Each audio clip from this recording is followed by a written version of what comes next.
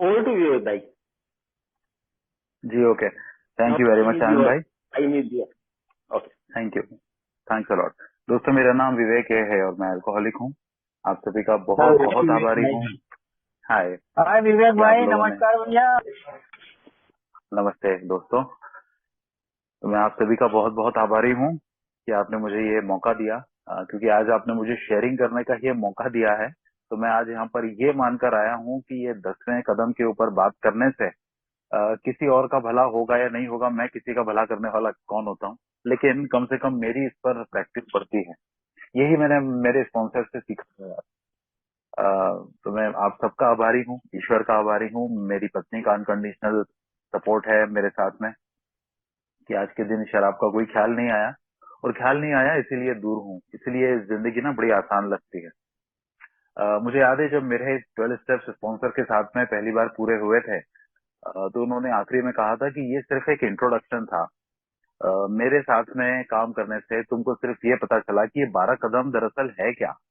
ये 12 कदम में जब आप करने के लिए घुसते हो ना, तभी आपको ये भी समझ में आता है कि ये मेरे लिए क्यों जरूरी है।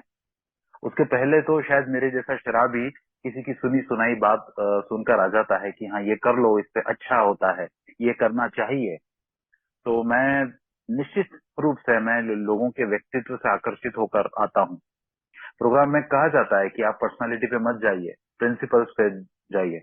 लेकिन ये एक बड़ा एक मीठा सा, मजेदार सा एक ये विरोधाभास है कि मैं किसी न किसी को देखकर ही तो आकर्षित होता हूँ ना, कि मुझे भी उसके जैसे रिकवरी चाहिए, या वो जैसे शेयरिंग करता है ऐसी मुझे बुद्धि चाहिए। तो मैं वो देखकर 12 कदमों में आया, और वहां आके देख के मुझे लगा कि यार ये सिर्फ वो आकर्षण वाला ही मामला नहीं था। मैं जिस किसी मिस्टर एक्स वाई जेड को देखकर आकर्षित हुआ कि यार मुझे भी ऐसी लाइफ चाहिए, सिर्फ उतनी ही बात नहीं है। मेरी तो बहुत बुरी तरह से वाट लग चुकी थी यार। ड्राई ड्रंक अवस्था में था मैं, मुझे नहीं दिख रहा था, लेकिन बाकी सबको दिख रहा था। ठीक उसी तरह से जैसे जब मैं शराब पी रहा था तो मेरे अलावा सबको समझ में आ रहा था कि मैं किस तरह से बर्बादी की ओर भाग रहा हूँ। तो ऐसे ही यहाँ पर भी मेरे करीबी लोगों को समझ में आ रहा था कि बंदा सिर्फ शराब से दूर हुआ है, बाकी बातों में तो हालत पहले से भी बुरी हो चुकी है। पर वो बेचारे ये मान रहे थे कि ठीक है, अब शराब से दूर हुआ है तो कम से कम जिंदा तो रहेगा। और अगर कहीं पर आर्थिक परेशानी वाली किसी के साथ स्थिति हो तो वहां पर ये भी सुकून आ जाता है कि भाई शराबी पैसा कमाए ना कमाए, लेकिन कम से कम पैसा गंवाना तो रुकेगा। ये भी कम बड़ी बात नहीं है, क्योंकि इतना शराबी ने परेशान कर दिया होता है। तो ये जब सीखा ना, और जब 12 कदमों में आगे आगे चला, और जब 12 कदम स्पॉन्सर के साथ पहली बार पूरे हुए, तो उन्होंने कहा कि भाई अब खास काम तो अब आता है, कि अब तुमको इसको डेली अपनी लाइफ में उतारना है, इसको प्रैक्टिस करना है। मैंने बोला हाँ सर, बिल्कुल डेली करूंगा। ऐसा करूंगा कि सुबह दोपहर शाम रात और कुछ नहीं करूंगा, यही करूंगा। वो समझ गए इस बात को कि ये वो आसमान में उड़ता हुआ शराबी है जो जरूरत से ज्यादा उत्साहित है। तो उन्होंने बोला देखो, ऐसा होता है कि ऐसी बड़ी बड़ी बातें सब करते हैं कि हाँ इसको बहुत अच्छे से अपने जीवन में उतारूंगा, ये करूंगा वो करूंगा, लेकिन हम कर नहीं पाते हैं।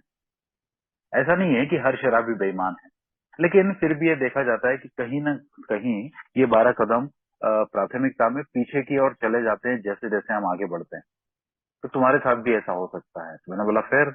तो उन्होंने बोला इसका सबसे अच्छा तरीका है कि अब तुम किसी, जिस तरह से मैंने तुमको प्रोग्राम में सहायता की, इस तरह से अब तुम किसी और को करो।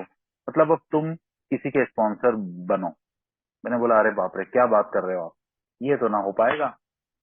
तो उन्होंने बोला अगर ये तुमने नहीं किया तो फिर ये समझ लो कि शराब से तो तुम शायद दूर रह लोगे, क्योंकि मीटिंग्स में जाओगे, तुमको थोड़ा थोड़ा 12 कदमों के बारे में भी मालूम है, लेकिन बहुत जल्दी ये 12 कदमों का असर तुम्हारे दिमाग से छू मंतर हो जाएगा, तुम समझ ही नहीं पाओगे।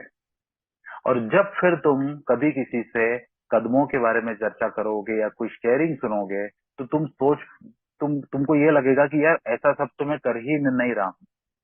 तो इसीलिए तुमको ये करना बहुत जरूरी है। ये एक तरह का मेंटेनेंस है कि तुमने सीख तो लिया कि 12 कदम क्या होते हैं, इनको अपने जीवन में उतारोगे तभी अपने आप को मेंटेन कर पाओगे।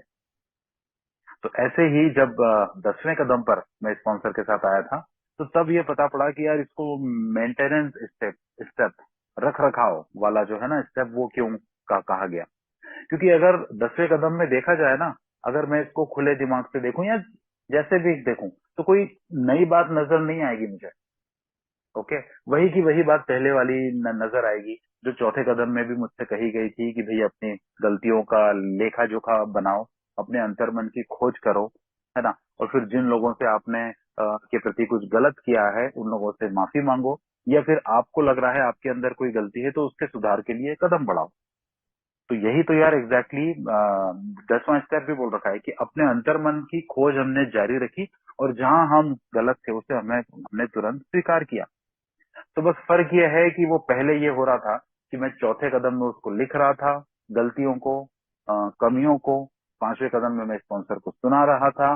फिर 6वें 7वें में मैं ईश्वर से उनको दूर करने के लिए प्रे कर रहा था। फिर मैं 9वें कदम में उसके लिए अमेंड कर रहा था। तो ऐसा मैंने इसलिए किया था कि यार अब तक का काफी कचरा मेरे पास में जमा हो गया था, तो उसको मुझे एक बार के लिए क्लियर करना था। पुराना जमा अटाला कूड़ा कबाड़, उसको मुझे हटाना था। क्लीनिंग माय हाउस ना, बताया गया है ना मुझे, clean your house and trust God. तो मैं ये कर रहा था। लेकिन अब आगे का क्या, क्या हमेशा मैं यही करता रहूंगा क्या? भाई ये तो ऐसा हो गया कि मैं जैसे उदाहरण के लिए मुझे एक कार चलाना सीखना है, तो मैंने किसी को पैसे दे के बोला मुझे कार सिखा दो। उसने मुझे सिखाया 15 दिन, फिर उसने बोला भैया प्रैक्टिस करना पड़ेगी। अब मैंने प्रैक्टिस ही नहीं की तो 2-3 साल निकल गए। उसके बाद में फिर मेरी हालत ऐसी हो गई, मैं फिर इसको बुला रहा हूँ भैया वापस से कार चलाना सिखा दे। और कभी अगर कोई इमरजेंसी आ गई, रात रात में मेरे परिवार के किसी की तबीयत खराब हो गई या एक्सट्रीम इमरजेंसी आ गई, तो मैं कार चला ही नहीं पा रहा हूँ, क्योंकि मुझ में वो प्रैक्टिस है ही नहीं कि ट्रैफिक भरी सड़कों पर मैं आत्मविश्वास से बिना एक्सीडेंट किए कार चला पाऊं। मतलब मैंने किसी आपातकाल के लिए अपने आप को तैयार ही नहीं किया। तो यार लगा कि यही बात तो यहाँ स्टेप 10 में कही जा रही है ना, कि अब मेरे पास बार बार वो चौथा 5वां कदम में क्या हर बार ही करता रहूंगा क्या, कि मैं हर 2 4 6 महीने में 1 साल में उतना बुरी तरह से परेशान हो जाऊंगा, फिर मेरे स्पॉन्सर मुझे बोलेंगे चलो अब ये वापस करो, और वापस भी करने को मैं कर लूं। बहुत सारे लोग हर 6 महीने में 1 साल में अपना चौथा कदम बार बार लिखते हैं, ये कई मेंबर्स की प्रैक्टिस है। बट द पॉइंट इज कि वो शायद अपना डेली मेंटेनेंस भी करते होंगे। लेकिन अगर मैं अपने आप को देखूं कि मैंने बीच में अगर अपना डेली मेंटेनेंस कुछ भी नहीं किया, तो ये जितने समय तक ये कचरा इकट्ठा हो रहा है उतने समय तक तो मैं बहुत ज्यादा असुरक्षित हूँ।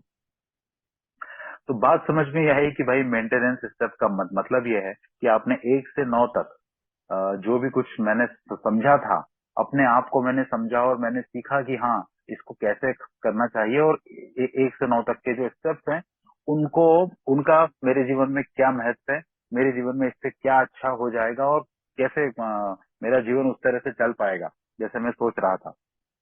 तो यार ये जो मैंने सीखा है ना, अब इसको मेंटेन करने की बारी है। तो ये समझ में आया कि यार इसके ना दरअसल 2 हिस्से हैं 10वें कदम के, जैसा कि हमारी बिग बुक हमको बताती है कि भाई मैंने अपने अंतर्मन की खोज जारी रखी। तो पहला हिस्सा हो गया, मैंने अपने अंतर्मन की खोज जारी रखी। तो अभी जैसे चौथे कदम में मैं अगर पीछे पलट के जाता हूँ, तो वहां मैंने सूची जो बनाई थी वो खुन्नस की सूची बनाई थी। ओके, फिर मैंने डर की सूची बनाई थी। फिर मैंने दूसरों को क्या नुकसान किया, मैंने उसकी सूची बनाई थी। उसी में कंडक्ट की भी सूची आ जाती है। तो इन द सेम वे मैंने यहाँ पर ये देखा, जब मैंने अपने अंतर्मन की खोज जारी रखी कि भाई इसका क्या मतलब है।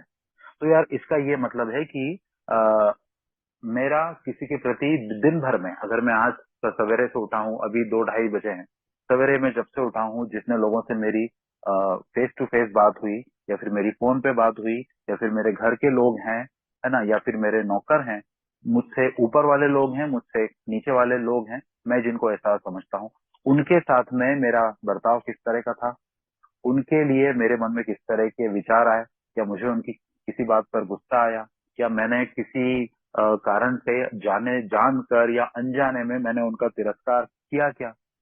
तो मैं इन सब के बारे में सोचता हूँ। ओके भाई, मैं अब ये नहीं चाहता कि मैं महीनों तक खाली बैठा रहूं और फिर याद कर करके लिखूं कि अच्छा हाँ वो अप्रैल 2025 मतलब 14 अप्रैल 2025 जो आज की तारीख है, उस दिन यार मैंने वो सुबह सुबह ये किया था।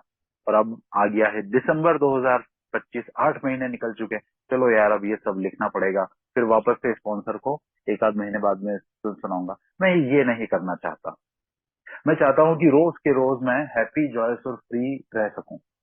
तो वो मैं रह तब पाऊंगा ना जब अपने अंदर से ये कचरा जो है इसको क्लियर कर पाऊंगा। यही मैंने अभी तक सीखा है। ये चीज मेरे लिए कोई नई नहीं है। चौथा कदम करने के बाद जब मैंने पांचवें कदम में स्पॉन्सर को इन्वेंट्री सुनाई थी, तो मुझे ऐसा बिल्कुल भी नहीं लगा कि मैं कोई पक्षी की तरह हवा में उड़ रहा हूँ, क्योंकि मैं पहले ही स्पॉन्सर से काफी बातें कर चुका था। लगभग लगभग मेरी पूरी इन्वेंट्री के बारे में उनका दिमाग चाट चाट के घंटों फोन पे बात होती थी, तो उनको वो सब मैं सुना चुका था। लॉकडाउन का टाइम भी था, वो 2020 का समय था, तो उनको वो सब मैं सुना चुका था। लेकिन हाँ, ये हल्कापन मैं जरूर महसूस करता था। किसी को माफ कर पाना, किसी की बातों को लेट गो कर पाना, तो मतलब कि ये अनुभव मुझे 1 से लेकर 9वें कदम तक ऑलरेडी हो चुका है। कि हाँ, किसी को भूल पाना, किसी की भूल को भूल पाना, है ना। और किसी से माफी मांगना, अगर उसने माफ नहीं किया है तो फिर ये ज्यादा टेंशन नहीं लेना। साले को घमंड आ गया है, माफ ही नहीं कर रहा है, समझता क्या है अपने आप को, एंड ऑल दैट। नहीं, ये कुछ भी दिमाग में ही नहीं लाना। जितनी मैंने मेहनत किसी काम के लिए की है, अगर अपेक्षाकृत मुझे उसका नतीजा नहीं मिला है, तो उसको ईश्वर की इच्छा मानना कि इसमें जरूर कुछ न कुछ है। और अगर ये लग रहा है कि नहीं यार, ये ईश्वर की इच्छा मानना, चला ये तो सिर्फ किताबी बात है, तो फिर एक बार अपने दिमाग में ये भी लेकर आ जाना कि यार जिस तरह के कर्म, जिस तरह के कांड मैंने शराब पी के किए हैं ना, अगर किसी तर्कवादी व्यक्ति से पूछा जाए तो फिर उसके हिसाब से मुझे जिंदा ही नहीं बचना चाहिए था। लेकिन इतने सब कांड करने के बाद भी मैं जिंदा हूँ, पूरी तरह से स्वस्थ हूँ, तो फिर इसमें तर्क का कहाँ है? इतना करने के बाद तो किसी को कुछ न कुछ नुकसान तो होना ही चाहिए था। और ये भी साथ में बताइए कि मेरे जैसा, जैसा मैं अपने आप को समझता था कि भाई मैं नीच हूँ, पापी हूँ, मैं बेईमान हूँ, कई 100 तरह की बुराइयां हैं, फिर भी हिंदुस्तान में 3 करोड़ लोग मेरे जैसे शराबी हैं। ये विश्व स्वास्थ्य संगठन का आंकड़ा है। शराब तो तकरीबन 30 करोड़ से ज्यादा लोग पीते हैं, लेकिन उसमें से मेरे जैसी हालत वाले तकरीबन 3 करोड़ हैं। फिर भी उसमें से उस उच्च शक्ति ने मुझे ही क्यों चुना? ये जो इतना कम परसेंटेज है, 3 करोड़ में से सिर्फ 40,000 सोबर शराबी हैं आज की तारीख में मेरे देश में, तो उसमें से मुझे ही क्यों चुना गया? क्या इसके पीछे कोई तर्क है क्या? इतना भाग्य मेरा अच्छा कैसे हो गया? तो नहीं, इसके पीछे भी कोई तर्क नहीं है। भाई मैंने तो कोई ऐसे महान काम किए नहीं आज तक कि बहुत लोगों का कल्याण किया हो, बहुत सफलता के झंडे लहरा दिए हो, बहुत काबिलियत हासिल की हो, ऐसा तो कुछ खास मैंने किया नहीं। तो फिर इसके पीछे भी कोई तर्क नहीं। तो फिर मुझे इस चीज को भी समझना पड़ेगा कि ये सब कुछ किसी उच्च शक्ति की इच्छा से हो रहा था, और ये आगे भी होगा अगर मैं उसकी चलने दूं तो। मैं सिर्फ उसको ना मानूं, उसकी भी मानूं, वो जो मुझसे करने को कह रही है। तो फिर अब यहाँ चल के बात ये आई कि जब मैं इन सब चीजों को देखना मेरे लिए कितना इम्पोर्टेंट हो गया था, है ना। ये चीजें जो है, जो मैंने अब तक 9 कदम में सीखी यार, ये आगे भी मेंटेन ही रहे। मैं 10वें कदम में कुछ भी नया नहीं सीख रहा हूँ, लेकिन जो पुराना 1 से लेकर 9 तक सीखा है ना, उसको मेंटेन करना अपने आप में बहुत ज्यादा बड़ी बात है। वो स्कूल में, कॉलेज में टीचर बताते थे हमको कि भाई साहब रिवीजन का बहुत बड़ा इंपॉर्टेंस है। ऐसे ही मैं जब एग्जाम देने जाता था, तो मम्मी पापा मुझे बहुत बार फोर्स करके ये बोलते थे कि बेटा तुम, माना कि तुम बहुत ज्यादा होशियार हो और जितने शायद हो नहीं उससे ज्यादा अपने आप को समझते हो। मुझे क्या है ना, वो 3 घंटे का पेपर होता था, और वो पेपर अगर पूरा 3 घंटा लग जाए तो फिर मुझे अंदर से मैं अशांत हो जाता था कि अरे फिर मैंने बाकी लोगों से अलग क्या किया। तो मेरा पेपर 2 घंटे, 1.5 घंटे, 2.5 घंटे ऐसे में हो जाए तो मुझे बड़ा मजा आ जाता था, और मैं तुरंत वहां से निकल के भागना चाहता था। पूरे स्कूल में घूम के चक्कर लगाता था, सबको दिखाना चाहता था कि देखो मेरा पेपर तो पहले से ही हो गया। बाकी क्लासरूम के सामने से मैं निकलता था, खिड़की में से अपने दोस्त पहचान वालों को हाथ दिखाता था कि देखो तो तुम तो अभी भी लिख रहे हो, मेरा तो पेपर पहले ही हो गया। तो मेरे मम्मी पापा मुझे कहते थे कि एक बार उसको दोबारा अगर रिवाइज कर लोगे, माना कि तुम्हारा पेपर बहुत अच्छा गया होगा, लेकिन अगर एक बार पन्ने पलटा के फिर से चेक कर लोगे तो बहुत अच्छा रहेगा, क्योंकि हम इंसान ही हैं, हमसे गलतियां हो जाती है। पर मैं नहीं करता था यार। और मजे की बात यह है कि जितनी बार मैंने चेक किया, अगर मैंने 10 बार चेक किया होगा तो 10 में से कम 7 बार गलतियां निकली हैं, और उन गलतियों को मैंने ठीक किया है। और उससे भी ज्यादा मजे की बात ये देखिए कि ये गलतियां निकल जाती थी, मुझे ये एहसास भी हो जाता था कि अरे ये बड़ी स्टूपिड सी गलती, जो कि अज्ञानतावश नहीं हुई है, ये अनजाने में हो गई है। मुझे इस प्रश्न का उत्तर सही आता था, लेकिन फिर भी कुछ मैंने गलती से ऐसा इसको लिख दिया है, तो मैंने उसको ठीक किया, और उसकी वजह से जो मेरे नंबर कट सकते थे वो नहीं कटे। ये एहसास होने के बावजूद भी मैं आगे भविष्य में भी अपनी आंसर कॉपी चेक नहीं करता था, है ना। ये सब चीजें मुझे बताती है कि हाँ यार, मैं शराबी हूँ। तो 1 से लेके 9वां कदम करने के बाद में 10वां कदम जब स्पॉन्सर ने इतने अच्छे से ये सब बातें समझा के बताया, मैं उसके बाद में भी देखता था कि वो शुरुआत का दौर 2019 में मैं फेलोशिप में आया था, 2020 में स्टेप वर्क मेरा हुआ था स्पॉन्सर के साथ। ये उसके बाद में ना 10वें कदम की इन्वेंट्री लेने में मुझे बड़ा आलस आता था, जबकि मैं ये भी सुनता था फेलोशिप में लोगों से कि सबसे ज्यादा शराबी जो है वो गलती यहाँ पर करते हैं कि वो स्टेप वर्क पूरा हो गया है ये तो मान लेते हैं, वो ये दावा करते हैं, लेकिन 10th स्टेप की इन्वेंट्री बहुत कम लोग डेली बेसिस पे ले पाते हैं। या तो उनको आलस आ जाता है, या फिर शराबी को एक ओवर कॉन्फिडेंस आ जाता है कि अरे ठीक है, अब ये रोज नहीं करने की जरूरत है, कभी 8-10 दिन में एक बार देख लो, मोटा मोटी हो जाता है। तो यहाँ ना मुझे जब मैं 10वें कदम पर आता हूँ ना, तो ये समझ में आता है कि इसकी आवश्यकता क्यों है, ये पर्सनल इन्वेंट्री लेने की आवश्यकता क्यों है। तो सबसे पहले तो ये समझ में आया कि यार वो 2 तरह से इन्वेंट्री लेना बताया उन्होंने। एक तो हो गया स्पॉट इन्वेंट्री, और एक हो गया एक तरह का डेली रिव्यू, जो मैं रात में कर सकता हूँ। तो स्पॉट इन्वेंट्री, जैसे हम सभी को पता ही है उसके बारे में, कि अभी दोपहर को 2:30 बज रहे हैं, मैंने किसी के साथ मेरी कोई बातचीत हुई, कोई भी घटना हुई, अनबन हुई, कोई भी झगड़ा हुआ, बात हुई, मैंने कोई गलती की या उसने कोई गलती की, उस घटना के तुरंत उसी समय या उसके तुरंत बिल्कुल एक मिनटों बाद या सेकंड्स बाद मैंने अपने आप के बारे में सोचा कि यार इस आदमी को मैंने जिस गलत तरीके से बोला, जिन गंदे शब्दों में बोला, ये मेरी गलती थी यार, इस पे मुझे काम करना चाहिए। तुरंत मैंने अपने अंदर प्रार्थना की, अपने अंदर इस बात को दोहराया, एक बार नहीं 4 बार, कि हाँ यार ये मैंने गलत काम किया है। और अगर संभव था तो उसी समय मैंने उस इंसान को सॉरी बोला। ये थोड़ा करने में मुश्किल है, थोड़ा नहीं है, मेरे लिए तो बहुत मुश्किल था। किसी को मैंने कुछ गलत बोल दिया और मैं तुरंत उसको फिर बोल रहा हूँ सॉरी, जबकि मुझे लग रहा है कि इस इंसान को मैंने ऐसे ही गलत नहीं बोला, इसने कुछ गलती की है तो मैंने इसको गलत बोला है।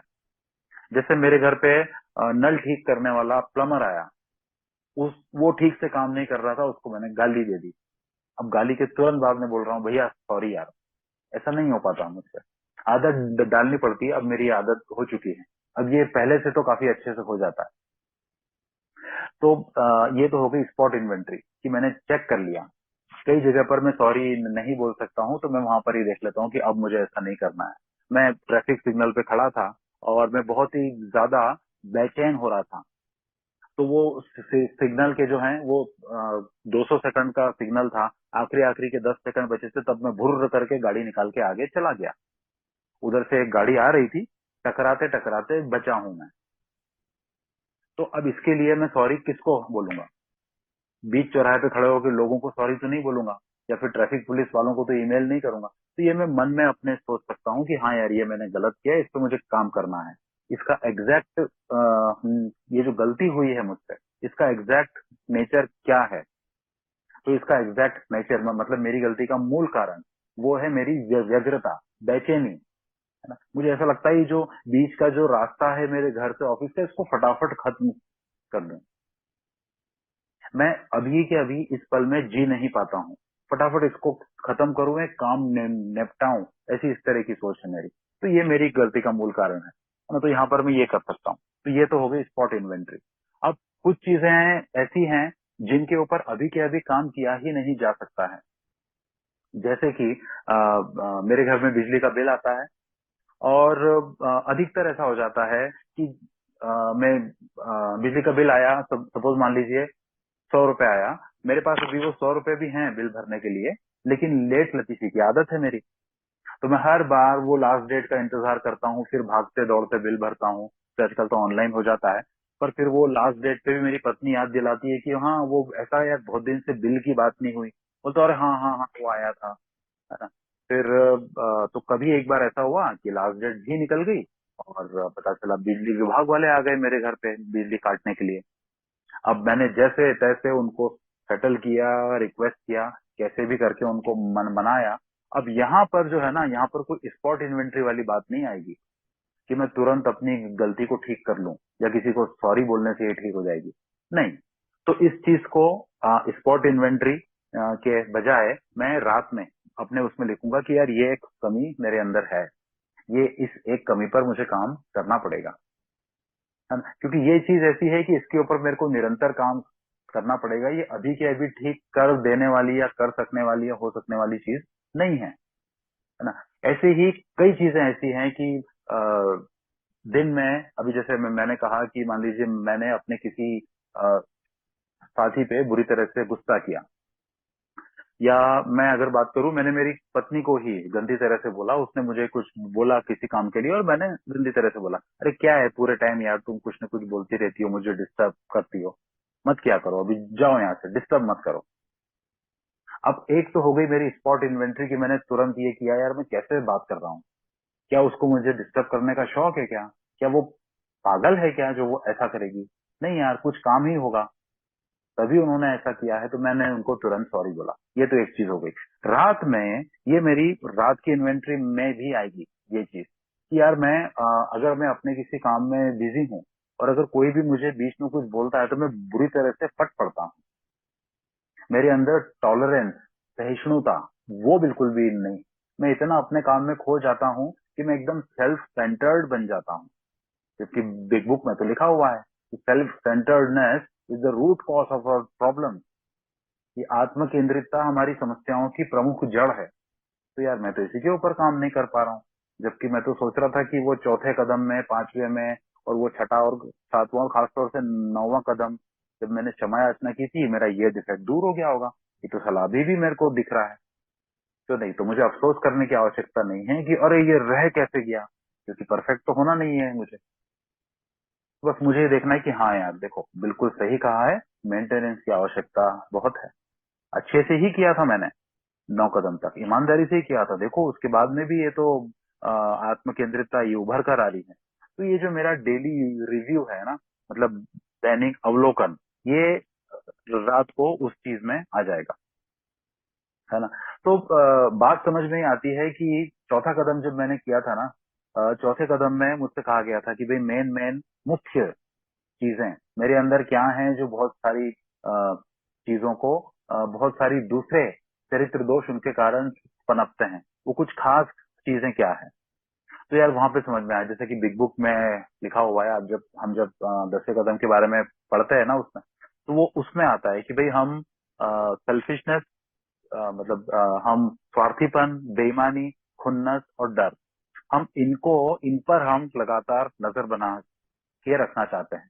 क्योंकि ये ही साले क्या है ना, ये ही हमारी सोसाइटी के लिए कहीं ना कहीं स्पीड ब्रेकर का काम करते हैं। ये ही वो दो दोष हैं, चाहे उसको स्वार्थीपन हो, खुन्नस हो, बेईमानी हो, डर हो, ये ही वो कारण है कि इनके कारण से बाकी चरित्र दोष पनपते हैं। और हमको पता ही नहीं चलता कि हम कब अपनी इन गलतियों को, इन कारणों को जायज ठहराने लग जाते हैं। जैसे मान लीजिए हम एक सेकंड के लिए एग्जाम्पल लें, बिग बुक में उसका जिक्र है, एंगर, गुस्सा, है ना। तो जायज गुस्सा और नाजायज गुस्सा, तो ये जो जायज गुस्सा है, मैं गुस्सा करते करते उस बारीक सी लकीर को न जाने कब पार कर जाता हूँ, जिस लकीर के उस तरफ है नाजायज गुस्सा और इस तरफ है जायज गुस्सा। कि भाई जो जायज गुस्सा है वो है जो ईश्वर ने ना मेरे अंदर, मतलब हर इंसान के अंदर एक प्राकृतिक प्रवृत्ति के रूप में दिया है, ताकि वो अपने अस्तित्व को बचा सके। जैसे अगर आप किसी जानवर के सामने जाएंगे, कोई भी है, वो जानवर आपसे छोटा है या आपसे बड़ा है, और अगर उस जानवर को ये लगता है कि उसको आपसे खतरा है तो वो आपको धमकाता है, राइट। जैसे कुत्ता है तो वो भौंकता है, ओके, सांप भी है ना, वो सांप को कोई शौक नहीं है मुझे काटने का। वो दरअसल अगर मुझे फन मारता है तो वो इसलिए क्योंकि उसको डर लगता है, उसको ये लगता है कि मैं उसको नुकसान पहुंचाऊंगा। मैं अगर रात को कॉलोनी में निकल रहा हूँ तो कुत्ता मेरे ऊपर इसलिए भौंकता है कि उसके दिमाग में ये डर बना हुआ है कि मैं उसकी टेरिटरी ना, मतलब उसके इलाके पे कब्जा कर लूंगा या मैं उसको कोई नुकसान पहुंचाऊंगा। तो ये गुस्सा भी होता है और इसके साथ में ही डर भी है। ये भी मुझे ईश्वर ने ही एक प्राकृतिक प्रवृत्ति के रूप में दिया है कि जहाँ गुस्से से काम नहीं चलता, मैं वहां पे डर के अपना काम चला लेता हूँ। लेकिन अब जैसे ये है जायज गुस्सा, जो कि मेरी आत्मरक्षा के लिए, मेरे अस्तित्व को बचाने के लिए आवश्यक है, कि मैं किसी को एक तरह से चेतावनी दे रहा हूँ कि आप ये जो कर रहे हैं ये गलत है, मत करिए, अदरवाइज आपके साथ अच्छा नहीं होगा। लेकिन क्या है, इसकी अति कर करके मैं इसको वहां तक ले आया कि अगर मुझे किसी की बात पे लगा कि उसने ताना मारा, अब इस ताने मारने से ना मेरी कोई इज्जत खराब हो गई, ना मेरे अस्तित्व पे कोई आंच आ गई, लेकिन मैं इतना आत्म केंद्रित हो चुका हूँ, इतना मेरा अहंकार बढ़ चुका है कि मुझे अब ये लगता है कि कोई अपनी राय भी नहीं रख सकता। किसी ने अगर मेरी बात से अलग कुछ बात कही है, चलिए मेरा अपमान तो बहुत दूर की बात है, लेकिन अगर मेरी बात में उसने हाँ में हाँ नहीं मिलाई है, जैसे एक ग्रुप्स में होता है ये, कि किसी कोई कम अनुभवी शराबी है, बिजनेस मीटिंग हो रही है ग्रुप की, वो उसने ज्यादा अनुभवी शराबी की किसी कही हुई बात के विरोध में कुछ कहा, तो पता चला वो जो ज्यादा अनुभवी शराबी है उसके आत्मसम्मान पर ऐसी चोट आ गई, उसका ईगो इस तरह से हर्ट हो गया, जैसे कोई वो जो नया सदस्य उसने पता नहीं इसको तीर भारे भाले या तलवार मार दिया, ऐसी उसकी हालत हो गई। है ना, तो ये एक उदाहरण है ना, जायज गुस्सा और नाजायज गुस्सा। और ऐसा होता है, देखने में आएगा कि वो जो अनुभवी सदस्य है वो अचानक से ये कहने लग गया, तुम अभी समझते नहीं हो, तुम अभी नए नए हो, तुम्हारे अंदर डिनायल है, तुमको बदतमीजी है, तुम्हारे अंदर सरेंडर नहीं है ना। तो वहां पर समझना मुझे ये पड़ेगा, अगर ऐसी घटना मेरे साथ में हो रही है, कि भाई ये जो यहाँ पर क्या वो आदमी मेरा इस तरह से अपमान कर रहा था कि मेरे अस्तित्व को, ये ये किस्सा कहीं पर भी हो सकता है ना। ये मैं मेरे परिवार के साथ कहीं घूमने जा रहा हूँ, वहां हो सकता है, फेलोशिप के अंदर और फेलोशिप के बाहर कहीं पर भी हो सकता है। तो मुझे ना ये चेक करने का अवसर मिल जाता है कि कहीं भाई मेरे ऊपर ही इस तरह का नाजायज गुस्सा तो हावी नहीं हो रहा है। ये एक उदाहरण है। तो इसी तरह उदाहरण जो है आपको वो स्वार्थीपन के लिए मिल जाएंगे, बेईमानी के लिए मिल जाएंगे, खुन्नस के लिए मिल जाएंगे, डर के लिए मिल जाएंगे। अभी जैसे हमने डर के बारे में बात की ना, मुझसे ये कहा गया कि भाई आप जब 12th स्टेपिंग करने के लिए जाएं, किसी नए शराबी को मैसेज देने के लिए जाएं, तो भाई कभी भी अकेले न जाएं, है ना। ठीक है, बहुत अच्छी बात है, मुझे भी ये बात समझ में आ गई। अब मैंने अपने दिमाग में बना लिया कि यार अकेले कभी नहीं जाना। कल को वो पीते हुए शराबी ने हाथ पकड़ के मुझे भी बैठा लिया, मैं भी कहीं रिलैक्स हो गया, तो ये एक तरह का डर है। ओके, तो ये डर में कोई बुराई नहीं है। जैसे प्रोग्राम में हमको बताया जाता है, हेल्दी फियर, अनहेल्दी फियर, है ना। ऐसे डर जो मेरी सेहत के लिए अच्छे हैं, जैसे शेर सामने अगर है तो वहां से बचने की कोशिश करना, शेर से मुकाबला नहीं करना। तो ये डरना जो है ये एक तरह का अच्छा डर है। कहते हैं ना वो कुछ दाग अच्छे हैं, तो ये वाला डर अच्छा है। तो अकेले किसी पीते हुए शराब के पास में नहीं जाना, किसी के साथ जाना, ये एक डर अच्छा है ना। लेकिन मुझे पता भी नहीं पड़ता, मैं अपनी आत्म केंद्रितता में कई बार ऐसा आलसी, मट्ठा और मक्कार हो जाता हूँ कि दरअसल मेरी जाने की इच्छा ही नहीं है। इसीलिए मैंने ग्रुप के कुछ ऐसे लोगों को फोन किया जिनके बारे में मुझे पता है कि दोपहर को 2:30 बजे वो अपना काम करते होंगे, वो मेरे साथ में आने वाले हैं ही नहीं। तो मैंने 3 ऐसे ही चुनिंदा लोगों को फोन किया, या तो वो इस शहर में ही नहीं है मुझे पता है, या फिर वो अपने काम से आ ही नहीं सकते हैं। ऐसा कोई फोन किया मैंने जानबूझ के, क्योंकि मैं जाना ही नहीं चाहता था। एक अंदर का डर मेरे अंदर बना हुआ है कि अरे छोड़ो ना यार, काहे को ये करो यार, अपन तो छोड़ो, ये काम ही नहीं करना। ये है मेरा अनहेल्दी फियर। इसमें कारण और भी हो सकते हैं, मेरी मक्कारी भी हो सकती है, मेरा आलस भी हो सकता है। फिलहाल मैं यहाँ पर डर की बात कर रहा था। तो नहीं यार, ये एक तरह का अनहेल्दी फियर है। तो वहां पर यह भी हो सकता है कि कोई ऐसी सिचुएशन आ गई, कोई मेरे साथ में जाने को नहीं हो रहा है, तो यार मैं मेरी पत्नी के भी साथ में जा सकता हूँ, या मैं मेरे किसी बहुत अच्छे दोस्त के साथ में भी जा सकता हूँ, जो भले इसे ए मेंबर नहीं है, लेकिन वो खुद या तो शराब नहीं पीता है, या फिर वो मेरी स्थिति को बहुत अच्छी तरह से जानता है। तो ठीक है ना, वो वहां मेरे साथ जाएगा, वो जाके चुप रहेगा। लेकिन कभी अगर उस पीते हुए शराबी ने मुझे पकड़ के बैठाने की कोशिश की, ऐसा कुछ लगा, तो मेरा ये दोस्त या फिर मेरी पत्नी मुझे वहां से हाथ पकड़ के निकाल के ला सकते हैं। मतलब मैं चाहूं, मेरे अंदर अगर विलिंगनेस है तो मैं ये कर सकता हूँ। तो एक तो ये हो जाता है कि 10वां कदम मुझे इन 4 बहुत ज्यादा इंपॉर्टेंट चीजों को रिवाइज, है ना, इनका रिवीजन करने का मुझे मौका मिल जाता है। स्वार्थीपन, बेईमानी, खुन्नस और डर। इसके अलावा मुझसे ना, अब जैसे पहले कदम से 9वें कदम तक आदि, जैसे मैं कह रहा था, तो भाई धीरे धीरे मेरे अंदर जो आध्यात्मिक पतन हो चुका था, स्पिरिचुअल बैंक्रप्सी, वो जो हो चुकी थी, उसमें मैं कहीं ना कहीं धीरे धीरे बढ़ने लगता हूँ कि भाई स्पिरिचुअल में इस तरह से बनूंगा कि मैं अगर इसको एकदम प्रोग्राम की भाषा में अगर कहूँ, तो वो ये बात है कि भाई उसकी इच्छा से अपनी इच्छा को मिलाना, aligning my will to his will, तो मेरी प्रॉब्लम ही खत्म हो जाएगी ना। तीसरे कदम में मैंने ये निश्चय किया था कि अपने जीवन और इच्छा को ईश्वर पर छोड़ूंगा, मैं ऐसी कोशिश करूंगा। छोड़ा नहीं है, लेकिन मैं ऐसी कोशिश करूंगा। 10वें कदम के प्रोमिसेस अगर आप पढ़ोगे बिग बुक में, तो उसमें आएगा कि भाई अब तक सैनिटी आपके अंदर आ चुकी होगी, अब तक आपके साथ में ये होना बंद हो जाएगा कि शराब की बहुत ज्यादा तलब आ रही है, आप भाग रहे हो, परेशान हो रहे हो, घर में घुस के बैठे हो। देखिए कितनी अच्छी बात है। ये कभी नहीं कहता कि आपको शराब की पार्टियों से, शराब की दुकान, शराब पीते हुए लोगों से बचना पड़ेगा, भागना पड़ेगा, दोस्ती खत्म करनी पड़ेगी। नहीं यार, ये इस तरह की रिकवरी प्रॉमिस नहीं करता मुझे। ना ये मुझे ये कहता है कि अपनी शान बताने के लिए कूद कूद के जानबूझ के पार्टियों में जाओ। नहीं यार, ये मुझे कहता है कि जैसा सामान्य इंसान का जीवन है वैसा जीवन आप जी पाओ, तभी तो रिकवरी में मजा है ना यार। मुझे अगर मेरे सारे पुराने दोस्त छोड़ने पड़े हैं, सारी पार्टियों में जाना छोड़ना पड़े, तो कैसे रहूंगा यार मैं। ए के बाहर भी तो मेरा एक जीवन है, फेलो मेंबर्स के अलावा भी तो मेरे दोस्त हैं, रिश्तेदार हैं, परिवार है, मेरा काम है। तो अपने जीवन को उसकी इच्छा के अनुसार बना पाना, ये ही आध्यात्मिकता है।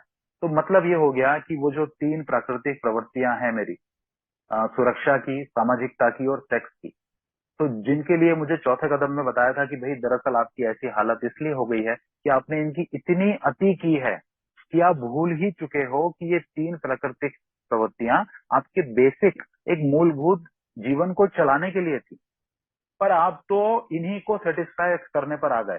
मतलब ये तो ऐसी बात हो गई कि मैंने कार खरीदी थी कि मुझे एक जगह से दूसरी जगह जाने में बारिश से, ठंड से, धूप से बचाव हो, और मुझे और मेरे परिवार के लोगों को सहूलियत हो। अब साला पता चला कि मैं काम धंधा सब छोड़ के दिन भर वो कार में ही लगा रहता हूँ। कभी उसमें साफ सफाई कर रहा हूँ, कभी उसमें और अच्छा से अच्छा टेप वो म्यूजिक सिस्टम लगवा रहा हूँ, कभी ये वाले सीट कवर लगवा रहा हूँ, कभी वो अलॉय व्हील लगवा रहा हूँ, बस वो कार ही कार में लगा हुआ हूँ। तो जो उसका जो मूलभूत उद्देश्य था, मैं उससे उसको काफी आगे ले गया। उस कार को मैंने अपने घमंड, अपने गर्व के लिए का एक साधन बना लिया, है ना। मतलब मैं अपने मूलभूत उद्देश्य से भटक गया। तो वो 3 प्राकृतिक प्रवृत्तियां जो थी, वो मेरे मूलभूत उद्देश्यों को सेटिस्फाई, मतलब मेरे जीवन मेरा ठीक से चल पाए, वो इसके लिए थी।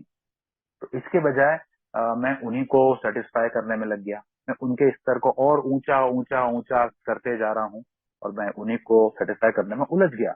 इसीलिए मेरा आध्यात्मिक पतन हुआ।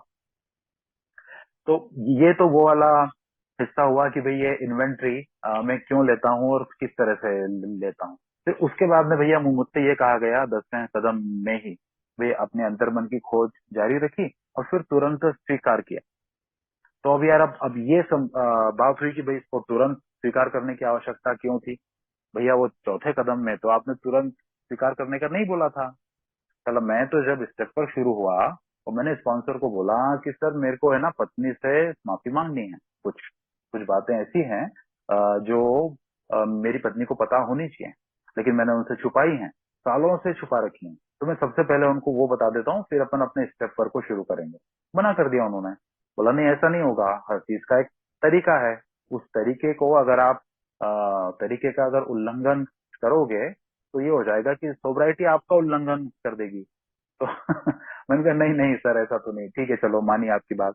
तो फिर अब यहाँ आके बोला कि भाई जब वहां पर ऐसा था तो फिर यहाँ पे आप तुरंत के तुरंत करने का क्यों बोल रहे हो। तो फिर मुझे ये बताया गया कि भैया तब आपको मना इसलिए कहा गया था क्योंकि तब आपके अंदर पेशेंस, टॉलरेंस मतलब धीरज, सहन शक्ति और स्वीकार्यता, ये तीन गुण आपके अंदर उस समय आ, आए तो अभी भी नहीं है, लेकिन उस समय तो आपके अंदर बिल्कुल ही गायब थे और आपको इनका महत्व नहीं पता था। तो मतलब ये था कि अगर मैं बिना नौवे कदम तक आए अगर मैं डायरेक्टली किसी से क्षमा याचना करता और अगर उसने पलट के मुझे चार उल्टी सीधी बातें बोल देती तो पता चलता कि मैं जाकर शराब पी लेता। मेरे दिमाग में आ जाता कि देखो कितना घमंड है इसको। पत्नी के लिए आ जाता, देखो एक तो मैं शराब से दूर हूँ, अपने अंदर का मैं खुद खोल खोल के नंगा होके बता रहा हूँ, और इस औरत को वो देखो कितना घमंड है, मुझसे बदले निकालना चाहती है। ये अपरिपक्वता मेरे अंदर थी, इसलिए उस समय मुझे मना किया गया। तो फिर अब मुझे ये क्यों कहा गया, क्योंकि अब ये माना जा रहा है 10th स्टेप को अगर मैं पढ़ूं, by this time sanity will have returned, सद्बुद्धि आपके अंदर आ चुकी होगी इस समय तक, मतलब जब मैं 10वें कदम पर हूं। अब इसका ये मतलब नहीं है कि सद्बुद्धि आ चुकी है तो मुझे कुछ भी करना ही नहीं है। कि मेरे जैसे शराबी की खासियत है कि जो सद्बुद्धि आ जाती है वो साली पता नहीं गायब भी कैसे हो जाती है। क्योंकि by this time sanity will have return ये तो लिखा है, लेकिन साथ में ये भी लिखा है कि it's a daily reprieve contingent on the maintenance of my spiritual condition. ये एक दिन के हिसाब से मिली हुई राहत है जो इस बात पर निर्भर करेगी कि मैं अपनी आध्यात्मिक सेहत का किस तरह से रखरखाव करता हूँ। तो मतलब वो दोनों ही बातें हो गई। तो मैंने इसको इस तरह से समझा कि हाँ यार, मुझ में ये सद्बुद्धि आ गई है कि यार अपना रखरखाव करना जरूरी है। एक बार हो गया तो हमेशा का हो गया, ये ऐसी बात नहीं है। ये भैया साइकिलिंग, स्विमिंग, ये उस तरह की चीज नहीं है। तैरना अगर एक बार आ जाता है 25 साल भी नहीं करोगे, 25 साल बाद भी अगर पानी में जाओगे तो अपने आप ही तैरने लग जाओगे। साइकिल अगर 25 साल भी नहीं चलाई है, 26वें साल भी साइकिल या टू व्हीलर चलाओगे तो इम्बैलेंस होके गिरोगे नहीं, भले अच्छे से नहीं चला पाओ। तो ये उस तरह की चीज नहीं है। तो प्रैक्टिस इसकी मुझे करते रहना पड़ेगी, है ना। तो बाय दिस टाइम सद्बुद्धि जो है वो मेरे अंदर आ चुकी होगी, लेकिन सद्बुद्धि मेरे अंदर भले ही आ चुकी है, लेकिन जो पहले गड़बड़ हुई है ना, वो गड़बड़ मुझे अब नहीं होने देना है। तो दरअसल पहले वाली गड़बड़ ये थी कि जो मेरे अंदर कैरेक्टर डिफेक्ट एकदम पॉपअप होता था, एकदम से उपजता था, मैं उसको बहुत देर तक मैं उसका इलाज ही नहीं करता था। तो होता ये था कि वो मेरे आध्यात्मिकता को, मेरी शांति को काफी सड़ा गला देता था। ओके, मतलब ये उस तरह की बात है कि मुझे कोई घाव हुआ, जैसे देखते हैं ना हम, डॉक्टर्स वगैरह से सुनते हैं या मूवीज में देखते हैं कि कोई घाव हुआ है तो वो पक जाए, वो नासूर बन जाए, इसके पहले उसको ठीक करना बहुत जरूरी है, नहीं तो वो अंदर से काफी कुछ वो खराब करेगा। अब जैसे इसके लिए बड़ा अच्छा एग्जाम्पल लिटरेचर में दिया हुआ है कि भाई जैसे इमोशनल हैंगओवर कहा गया है उसको, है ना। तो जब मैं शराब पीता था तो पिछली रात मैंने अगर बेहिसाब शराब पी है तो अगले दिन सुबह भी मुझे उसका हैंगओवर होता था। तो इन द सेम वे कल रात को अगर मेरी किसी से मचमच हुई है तो वो चीजें अभी तक मेरे दिमाग में मुझे सड़ा रही हैं। साले की हिम्मत कैसे हुई मुझे ऐसा बोलने की। या तो उसके ऊपर मैं गुस्सा हो रहा हूँ या फिर मैं अपने ऊपर गुस्सा हो रहा हूँ, हे राम ये मैंने क्या बोल दिया, मुझे इस तरह से मैं नहीं बोलना चाहिए था। पश्चाताप हो रहा है, वो चीज दिमाग से निकल नहीं रही है। या फिर अरे यार उसने मुझे इतना इतना बोल दिया, साला उस टाइम मेरे को सही जवाब देने को हुआ ही नहीं, उसको मुझे नहले पे दहला मार के ऐसा ऐसा ऐसा ऐसा जवाब देना था। जो भी है, चाहे वो मुझे पश्चाताप है या मुझे खुन्नस है या मुझे भय है या फिर कहीं मैंने कोई बड़ा कांड कर दिया तो अब मुझे डर है उसका कि अरे अभी ऐसा नहीं हो जाए, कहीं पर मैं ट्रैफिक सिग्नल तोड़ के भागा हूँ, कहीं पर मैंने किसी पुलिस वाले से कोई गाली गलौज कर ली है, मैं वहां से भाग गया, डर लग रहा है पता नहीं कब मेरी नंबर प्लेट ट्रेस होके वो मेरे घर आ जाएंगे। ये चीजें चाहे वो डर हो, खुन्नस हो, अ, या फिर पछतावा हो ना, ये मेरी आत्म शांति को खराब कर रहे हैं। दिस इज एक्चुअली हैंगओवर, है ना। दारू वाला हैंगओवर जो था वो पीने के बाद में मेरा अगला दिन भी खराब कर रहा था। जब मैंने पी तब तो साला मैंने एंजॉय किया, लेकिन वो अगले दिन को खराब कर रहा है। हमेशा ऐसे ही होता था, मैं अगले दिन कसम खाता था कि साला अब नहीं पीऊंगा, थर्ड क्लास चीज है ये, और अब उस फलाने के साथ तो यार बिल्कुल नहीं जाऊंगा। उसके कारण ही मेरी ज्यादा हो जाती है। देखो मैं तो कह भी रहा था 11 बजे की अब घर चलते हैं, वो साला माना नहीं, लेकिन पता चलता था कि उसी शाम में फिर वापस ठेके पर। तो ये जो इमोशनल हैंगओवर है ये मेरे अंदर ना रहे, इसीलिए मुझे प्रॉम्प्टली, है ना, वो तुरंत तुरंत उसको स्वीकार करके मुझे उसका निकालना पड़ेगा, मतलब मुझे उसको हल करना पड़ेगा। क्योंकि उसको कैसे करना है ना, वो 1 से लेके 9वें कदम तक मैंने सीखा है, समझा है कि उसका इम्पोर्टेंस क्या है। अभी अगर मैं सीधे 10वें कदम पर आ जाऊंगा तो ये थोड़ी ना समझ पाऊंगा ना कि ऐसा करना क्यों जरूरी है। तो ऐसा करना क्यों जरूरी है और ऐसे करने से मुझे क्या राहत मिलती थी, ये मैंने 1 से लेकर 9वें कदम तक मुझे अनुभव मिल चुका है। इसलिए मैं 10th स्टेप में वो बात को मानने को तैयार हो जाता हूँ, है ना। और इसमें अगर कोई चीज ऐसी है जिसको तुरंत के तुरंत ठीक नहीं किया जा सकता, तो उसको मैं अपने नाइटली रिव्यू, मतलब रात को मैं जो अपना ब्यौरा अपना अवलोकन करूंगा, उसको मैं उन चीजों में डालूंगा। जैसे मैंने कहा कि वो जो ट्रैफिक सिग्नल को तोड़ने वाली बात हुई, तो रात को मैं उसमें लिखूंगा कि यार मुझे किस बात की जल्दी हो रही थी, सिर्फ 10-20 सेकंड में कौन सा मैं अपने ऑफिस में या काम में इतना लेट हो जाने वाला था, तो ये जो आतुरता है इसके ऊपर मुझे काम करना पड़ेगा। ओके।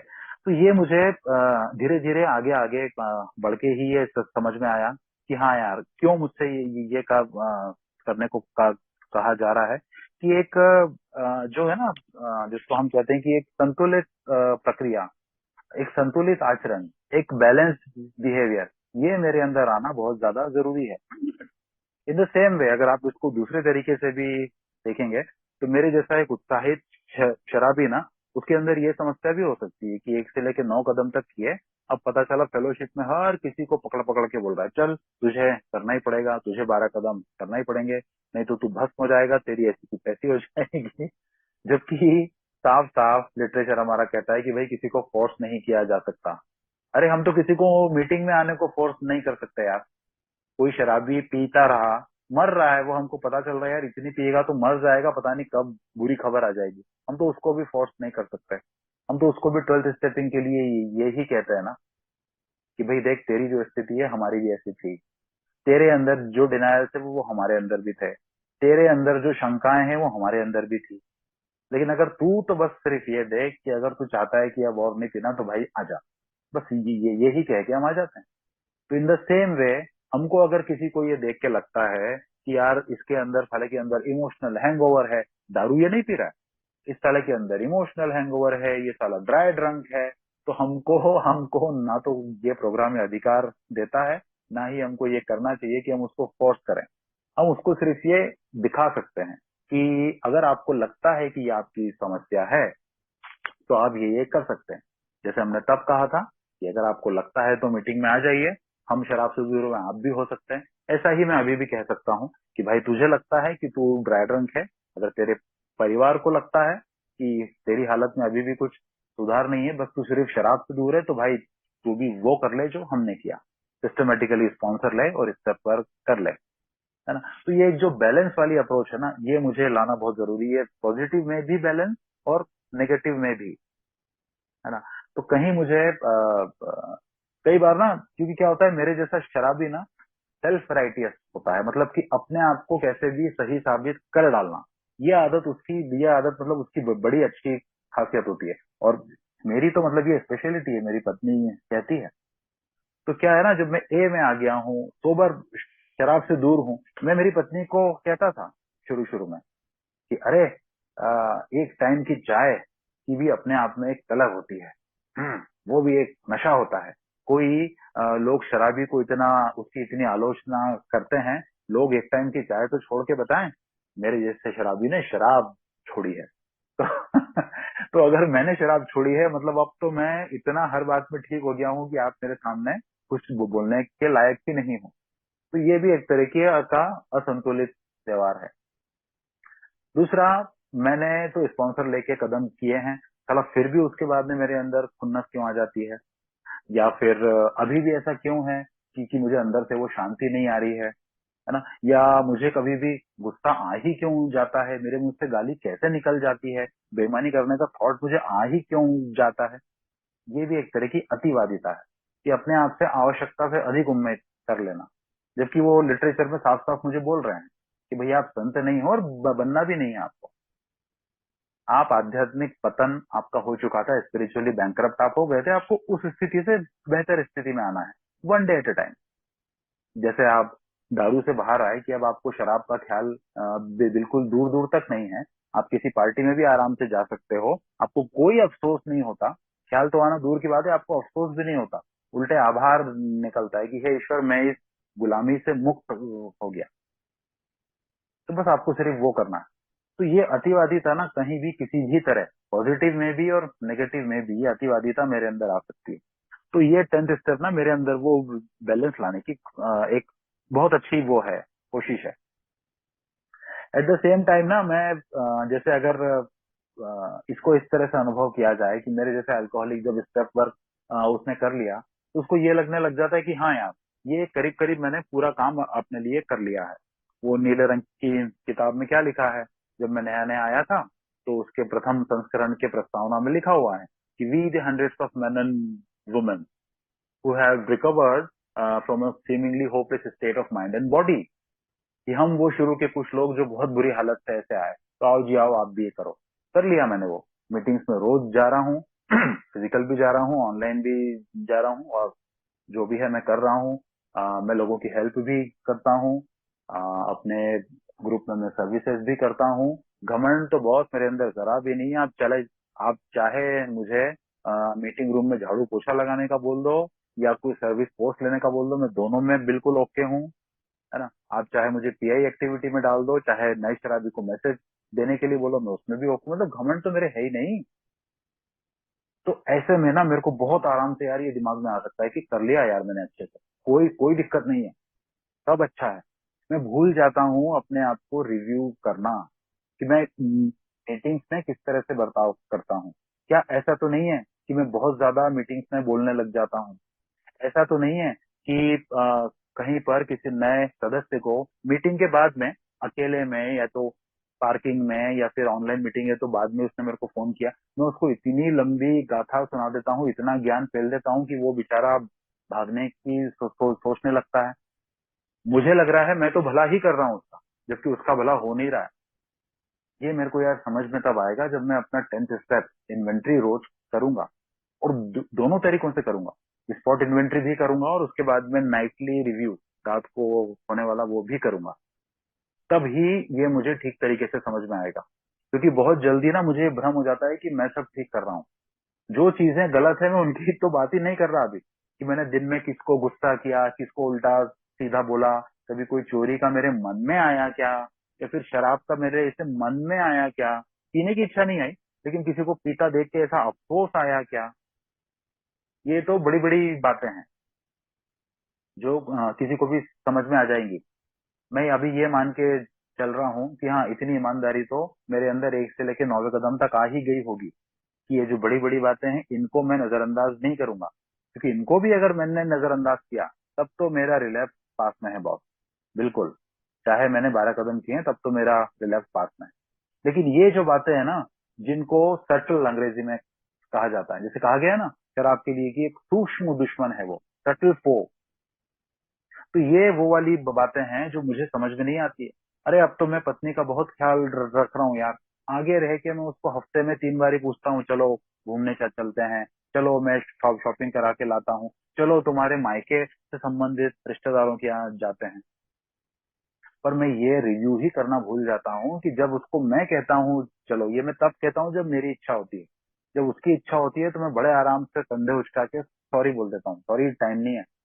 जबकि दरअसल टाइम की कोई कमी नहीं है मेरे पास, मेरा मूड नहीं है उस टाइम, क्योंकि उस टाइम मेरे को दोस्तों से मिठल्लेबाजी करनी है या कुछ भी है बात, है ना। ये मेरे को मेरे रिव्यू में समझ में आता है कि मैं अभी भी सेल्फ सेंटर्ड, सेल्फिश, है ना, बेईमान मैं अभी भी हूँ क्या। ये छोटी छोटी बातों में मुझे समझ में नहीं आता। लिटरेचर में ये चीज बड़े अच्छे से इसका जिक्र मिलता है कि हम अच्छे उद्देश्य के दिखावे के पीछे अपने गलत उद्देश्यों को छुपाते हैं। ये बिल्कुल उसी तरह की बात है, और यही चीज है जो मुझे ये 10th सेट की इन्वेंट्री लेना लिटरली, मतलब ये मुझे भुला ही देती है ना। तो मुझे ये समझने की बहुत ज्यादा आवश्यकता है कि वो 10वें कदम के टेक्स्ट में देखते हैं ना हम, तो उसमें आता है we have entered the world of the spirit. मतलब अब हम उस आत्मा के अध्ययन वाले दुनिया में जा रहे हैं। तो वो दरअसल वो ही दुनिया है ना, जिसमें कि मैं वैसा बनना चाहता हूँ जैसा कि मेरे ईश्वर मुझसे चाहते हैं। तो मैं अगर सही तरह का आचरण कर रहा हूँ तो इसमें मैं कोई ईश्वर पे कोई एहसान नहीं कर रहा हूँ, ना मैं कोई उसको इम्प्रेस या खुश करने की कोशिश कर रहा हूँ कि देख भगवान, या फिर देख मेरी उच्च शक्ति, में तेरे हिसाब से सब कर रहा हूँ, अब तू भी मेरा काम ठीक ठीक कर दियो यार। नहीं यार, वो तो वो एक तरह का क्या है कि उस उच्च शक्ति का दिया वो एक तरह से ना एक मैनुअल है, एक तरह की एक गाइड बुक है। होता है ना किसी प्रोडक्ट के साथ में एक मैनुअल आता है, एक अपना छोटा सा लीफलेट आता है ना, वो उसमें लिखा रहता है इस चीज को कैसे उपयोग करना, डूज एंड डोंट्स, क्या करना क्या नहीं करना। तो ये जो वो जो उच्च शक्ति की इच्छा है ना, ये भी मेरे लिए एक उस तरह का मैनुअल है। जितना ये डूज एंड डोंट्स, इनको मैं जितना फॉलो करूंगा उतना मेरे ही लिए अच्छा रहेगा। तो ठीक है यार, आज तक नहीं किया था लेकिन अब मैं इसको कर लूंगा। और कहीं ऐसा ना हो जाए कि मुझे ये गलतफहमी हो जाए कि डूज और डोंट्स बहुत अच्छे से मैंने समझ लिए हैं, तो अब इनको बार बार मेरे को प्रैक्टिस करने की जरूरत नहीं है। नहीं बॉस, डूबता अच्छा तैराक ही है। है ना। और रोड पे खतरनाक से खतरनाक एक्सीडेंट ज्यादातर उन लोगों के होते हैं जिनको गाड़ी बहुत अच्छे से चलाना आती है। तो कहीं यार मेरे भी साथ में ये गलतफहमी नहीं हो जाए, तो इसीलिए मेरे को ये बहुत जरूरी है कि मैं डेली बेसिस पे 10th स्टेप की इन्वेंट्री लेता रहूं। जिस तरह से उसको मैंने समझा है, मैं इसके लिए बार बार लिटरेचर को पढ़ता रहूं, अपने स्पॉन्सर से बात करता रहूं। कई चीजें ऐसी हो जाती हैं कि मुझसे कोई ऐसी गलती हुई, मान लीजिए मैं ट्रेन में जा रहा था और मेरे साथ में कोई व्यक्ति था, मैंने उसको बहुत बुरी तरह से बदतमीजी से कुछ कहा। मुझे उस इंसान के ऊपर ऐसा डाउट हो रहा था कि शायद ये इंसान मेरा सामान चुराएगा, या मैं सो जाऊंगा तो पता चला ये मेरे जूते ही चुरा लिए, या मेरे मोबाइल का चार्जर जो है वो मैंने वहां लगा रखा है, वो ये निकाल के ले जाएगा, कुछ भी मुझे उस पर डाउट है। तो मैंने उसके साथ बहुत बदतमीजी से बर्ताव किया। और लेकिन सुबह जब ट्रेन मेरे शहर आ गई तब तक मुझे पता चला कि नहीं नहीं नहीं, ऐसी कोई बात नहीं थी, वो आदमी बहुत ही अच्छा इंसान था। जो भी हो, किसी भी कारण से मुझे ऐसा पता हो गया। अब मेरे अंदर घोर अफसोस है, अब मैं उस आदमी को ढूंढ ही नहीं सकता यार, तो क्या करूंगा। तो ऐसे समय में मुझे ये करना है जो मुझे 5वें कदम में कहा गया है ना, कि मैं अपने अंदर ईश्वर को साक्षी मान के और मेरे स्पॉन्सर, मैं उनके साथ में इस चीज को डिस्कस कर सकता हूँ, है ना। ये भी मैं इसको मैं स्पॉट स्पॉट इन्वेंट्री में भी कर सकता हूँ, ताकि तुरंत मेरे अंदर से वो जो ग्लानी, धिक्कारना अपने आप को, उसकी जो भावना है वो खत्म हो जाए। या और इसके साथ से मैं इसको अपने नाइटली रिव्यू में भी डाल सकता हूँ कि हाँ यार, मेरे साथ ऐसा हो जाता है, ये अनहेल्दी फियर था मेरा जो ट्रेन में मेरे को आ रहा था, तो इससे मैं आगे कैसे बच सकता हूँ, ये मैं अगर रात को अपनी इन्वेंट्री में लिख लूंगा तो मेरे लिए काम में आएगा आगे। तो दैट्स ऑल फ्रेंड्स, मुझे इसके बारे में इतना ही कहना था। समय भी हो चुका है। तो आप सभी का बहुत बहुत आभार कि आपकी वजह से मुझे 10वें कदम को और अच्छे से समझने का मौका मिला। Thank you. Thanks a lot.